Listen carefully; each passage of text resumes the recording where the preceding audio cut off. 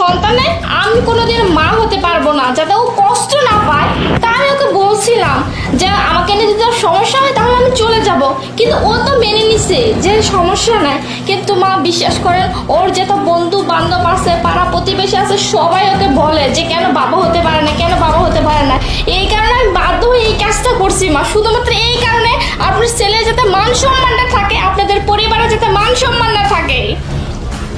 বৌমা, আমি আসলে যা করছি আমি তো জানি না, কিন্তু তুমি তো শেয়ার করতে পারতা। আমি তো তোমাকে আমার নিজের মেয়ের মতোই দেখি, ঠিক না? কিন্তু এত বড় সমস্যা, তুমি কি একটু জানানো প্রয়োজন বোধ করো নাই? যেটাই হোক, সমস্যা আছে, চিকিৎসাও আছে, ঠিক না? কিন্তু তুমি এইভাবে মিথ্যে নাটক করলে এটা উচিত হয় না। আর আসলে তুমি একটা লক্ষ্মী বৌমা, তুমি আমার ছেলের কথা, সমাজের কথা চিন্তা করে তুমি যে কাজটা করছো আসলেই অনেক বড় একটা মাপের কাজ। যাই হোক, আমি ছেলেকে বলে চিকিৎসা একটা ব্যবস্থা করব, পরবর্তীতে যদি